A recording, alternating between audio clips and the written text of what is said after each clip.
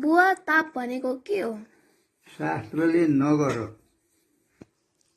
यो गर्नु हुँदैन, विधान गरेको छैन शास्त्रले।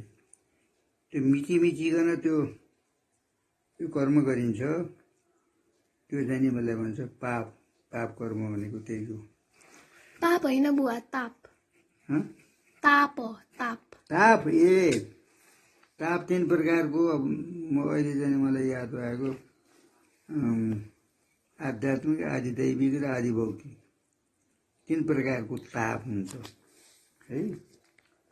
हजुर, ताप भनेको चाहिँ के हो? त्यसको अर्थ? पाप, ताप, ताप। ताप भनेको त अब कष्ट हुनु, तकलिफ हुनु, दुःख हुनु, अशान्ति हुनु, त्यही त हो नि ताप। यो सब तापभित्र पर्यो। त्यसो भए यो कति प्रकारको छ? अब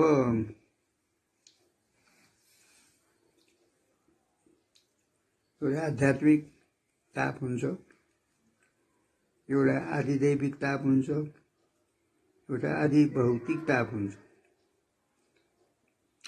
अब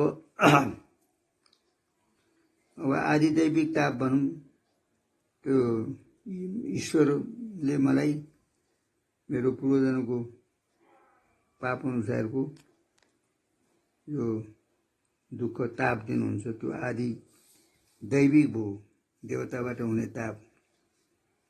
जस्तो अतिवृष्टि हुन्छ कहिले होइन, त्यो अनावृष्टि हुन्छ, भुकमरी हुन्छ। अब अहिले जो नयाँ नयाँ रोगहरू हुन्छ, त्यो त मान्छेले बनाएको रोग, पैदा गरेको रोग होइन। त्यो हाम्रो जन्मन्तरीय पाप भोगाउनुको लागि त्यस्तो रोगहरू पैदा गरिदिने ईश्वरको काम आधिदैविक ताप। हे दैव भन्छ नि। अहिले हामीले यो कोरोना भन्ने जो आइरहेको छ, त हामीले ईश्वरलाई पुकार गर्नु बाहेक अरू उपाय छैन। त्यसलाई त्यो ईश्वरले विधान गरेको। यदि हामीले ईश्वरलाई मान्यौँ, हामी आस्तिक बनिराख्यौँ, ईश्वरलाई सम्झिराख्यौँ भने यो ताप हामीलाई आउँदैन। जसले ईश्वरलाई मान्दैन, नास्तिक मान्छेहरू जो छ, तिनीहरूको लागि यो ताप अहिले फल्नु देशमा यति हजार मऱ्यो, फल्नु यति भन्ने जस्तो आइरहेछ नि, समाचारमा आइरहेछ। त्यो चाहिँ निश्चित रूपले त्यो पाप कर्म गरे बिचराहरूले त्यो फल भोगाउनुको लागि त्यस्तो चाहिँ मृत्यु भइरहेछ। दुःखपूर्ण मृत्यु छ भनौँ न। आयु कम थियो, तिनीहरूको मर्नु भएको छ। आयु चाहिँ अलिक बढी भएको मान्छे त्यही ठाउँमा पनि बाँचेको छ। आयुको निर्धारण गर्ने पनि ईश्वर हो। अब हामीले त्यो कुरा बुझ्यो। हाम्रो यो भारतवर्ष जो भरतखण्ड हो, हिमालदेखि लिएर कन्याकुमारीसम्म यो भारत मानिन्छ।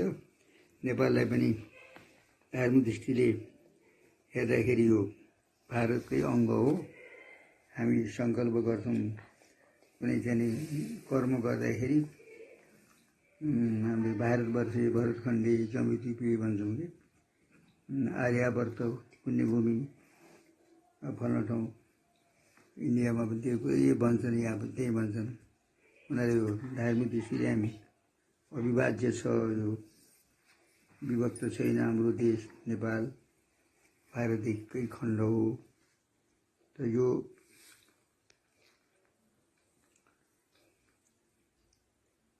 पुण्यले गर्दाखेरि यहाँ जन्म लिन पाइन्छ।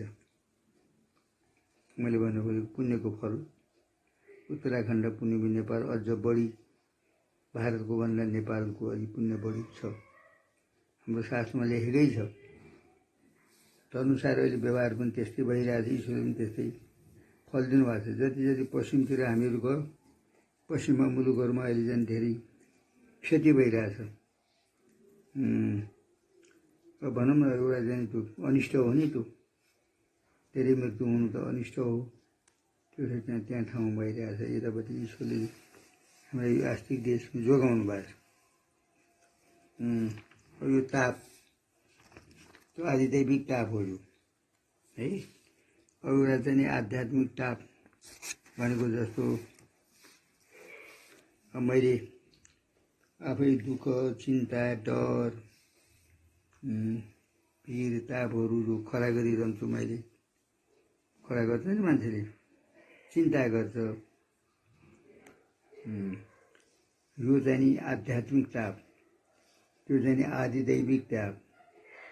फेरि एउटा आदि भौतिक ताप भन्ने हुन्छ। अब मलाई कुनै जनावरले कुनै चाहिँ नि मानिसले भनौँ कसैले मलाई दुःख दियो, त्यो भन्छ, त्यसलाई के भन्छ आदि भौतिक। जस्तो सर्पले टोक्नु, बिच्छीले टोक्नु, यो यस्तोलाई भन्छ आदि भौतिक ताप। तीन प्रकारको ताप, मुख्य रूपले तीन प्रकारको ताप बताएको छ। ताप निवृत्तिको उपाय के हो? पाप निवृत्तिको उपाय त अरू कुनै पनि उपाय छैन। हाम्रो पापलाई नाश गर्नलाई पुण्य चाहिन्छ। हामीले पुण्य कर्म, राम्रो कर्म, शास्त्रमा बताएको कर्महरू गऱ्यौँ, उपकार, दया, क्षमा यस्ता गुणहरूलाई लियौँ। अब हामीले दुखीमाथि दया देखायौँ। यी सब शास्त्रमा लेखिएका बताइएका जो कर्म हुन्, अब यो चाहिँ पाप कर्मलाई मोचन गर्ने। पाप होइन बुवा, ताप। त्यही त, तापलाई हटाउने भन्यो नि तिमीले, होइन? हजुर। त्यो तापलाई हटाउनलाई त आध्यात्मिक आदि हो। त्यो ताप, तीन प्रकार तापलाई हटाउनलाई त हामीले शास्त्रविहित कर्म गर्नु पर्यो। शास्त्रमा बताएको कर्म गर्ने, भक्ति गर्ने, ज्ञान गर्ने, भगवत चिन्तन गर्ने, भगवत आराधना गर्ने, ईश्वरको शरणमा पर्ने गऱ्यौँ भनेदेखि त्यो हाम्रो ताप जान्छ, अरू उपायबाट जाँदैन।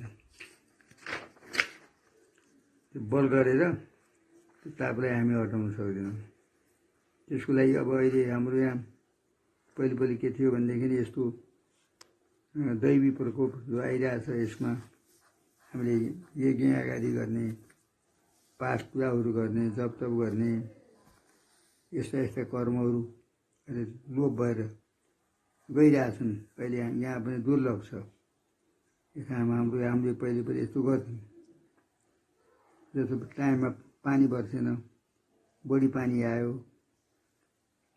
खेतीपाती भएन, यसमा हामीले यज्ञ आदि गरेर ईश्वरलाई खुसी तुल्याएर हाम्रो वाञ्छित फल हामीले पाउँथ्यौँ। त्यो अहिले चाहिँ नि अभाव भइरहेछ। नेपाल जस्तो कुनै यहाँ पनि मान्छेहरू त्यतापट्टि प्रवृत्ति छैन आजभोलि। त्यस्तो हुनुपर्छ, अनि बल्ल त्यो ताप जान्छ, त्यो पाप जान्छ। शास्त्रविध कर्म नगरिकन त्यो पाप जाँदैन। त्यसलाई जित्ने चाहिँ नि शास्त्रविध कर्म नै हो। धन्यवाद बुवा। पाप भनेको के हो? बस यतिमा सीमित हो है। सबैभन्दा ठुलो पाप हो अज्ञान। किनकि मानिसले अज्ञानी नभइकन कुनै पनि पाप गर्दैन। ज्ञानीले पाप गर्दैन। सबैभन्दा ठुलो पापको मूल हो अज्ञान। जब हामी अज्ञानी बन्छौँ तब हामीलाई धेरै किसिमका पापहरू हामीबाट सम्भव हुन्छ। अज्ञानी मान्छेले मात्र पाप गर्छ है। अब त्यसपछि पाप केलाई भन्छ त भन्दा शास्त्रले नगर भनेको, शास्त्र निषिद्ध जो कर्म त्यो हो पाप। शास्त्रमा जुन कुराको निषेध गरेको छ, यो नगर्नु, यो नगर्नु, यो गर्नु, सबै कुरा भनेको छ। र फेरि अब अहिले संक्षेपमा सबै यो कर्म गरे यसको फल यो मिल्छ भनेर अहिले भन्ने समय पनि छैन र त्यो प्रासङ्गिक कुरा पनि होइन, त्यो भेनी कुरा पनि भएन। त्यो कुन कर्म, कुन पाप कर्मको के फल छ, कुन पाप कर्मको के फल छ भोग्नुपर्छ, कुन फल अहिले मिल्छ। कुन फल मरेपछि मिल्छ, अर्को शरीर धारण गरेपछि त्यो फल मिल्छ भन्ने कुरा पनि छ। जस्तो जस्तो भनौँ अब कुनै कर्म पाप मैले यदि गरेँ भने, ज्यादा पाप गरेँ भने मैले अर्को जन्मलाई पर्खनु पर्दैन। यसै जन्ममा पनि त्यो पापको फल हामीले भोग्नु पर्छ भनेको पनि छ। 3 वर्ष 3 महिना 3 दिनमा उत्कट कठोर पाप गर्यो भने भोग्न पर्छ। त्यसमाले हेरौँला नि कतिको चाहिँ नि कहिले तेरो दशा के हुनेछ भोलि हेरौँला भनेर भन्छन् गाउँघरमा। कसैले कसैलाई पिट्यो, गाली गर्यो, अन्याय गर्यो भने अहिले मलाई निर्दोष देखेर यसो हेपेका छौ, त्यो हेप्नु पाप हो भनेर भन्ने चलन पनि छ। त्यसैले उत्कट पाप पुण्यहरूलाई फेरि पर्खन पर्दैन, अहिले नै देखिन्छ। फेरि पाप त धेरै किसिमका छन्। अब शरीरबाट गरिने पाप, मनबाट गरिने पाप, करचरण कृतम वा कायजम कर्मजम वा भनेको छ नि। करचरण सबै पापको नाश गर्नु त भगवान् शिवको स्मरण गर्यो भने। करचरण कृतम वा कायजम कर्मजम वा मनुष्यजमनि पाप। अब शरीरबाट, इन्द्रियहरूबाट, मनबाट गरिन्छन् पापहरू पनि, कर्म मनले पनि गरिन्छ। फेरि अर्को कुरा, एउटा कुरा के छ भने कलियुगमा मनले गरेको पापको फल भोग्नु पर्दैन, त्यस्तो पनि भनेको। जस्तै कसैले मलाई गाली गर्यो, त्यसको प्रतिक्रिया मैले खुब जनाएँ। मैले तँलाई दैवले भोलि यस्तो गरेछ, यस्तो श्राप पनि लाग्दैन, मनले गरेको श्राप लाग्दैन भनेर पनि छ शास्त्रमा। अब पापको बारेमा जस्तो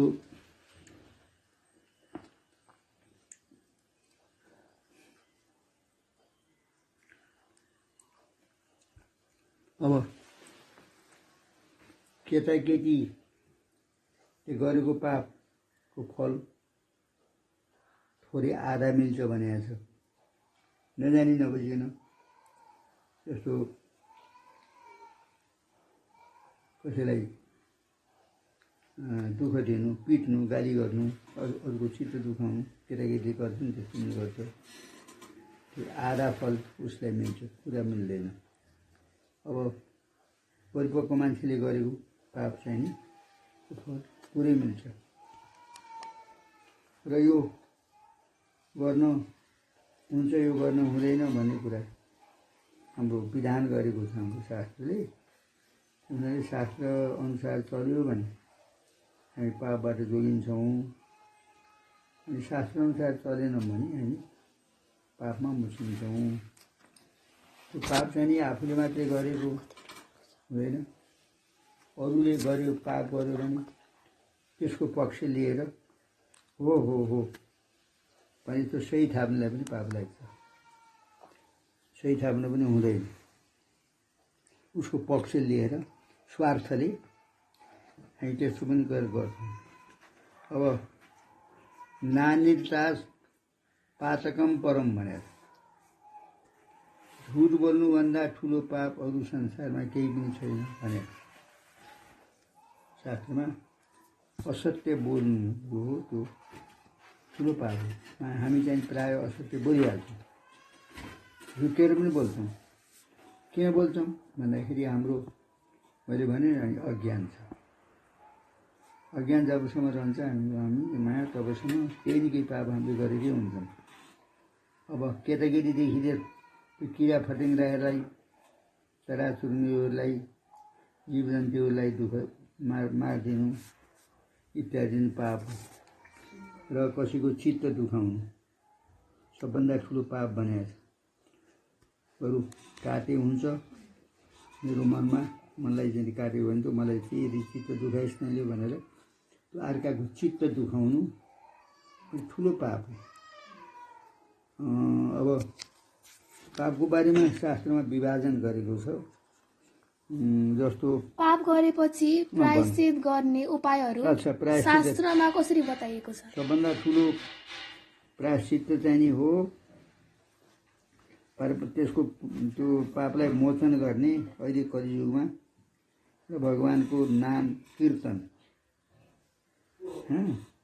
उच्च स्वरले जाने हरे राम हरे राम हरे राम कीर्तन, अथवा मनै मनले भगवानको स्मरण,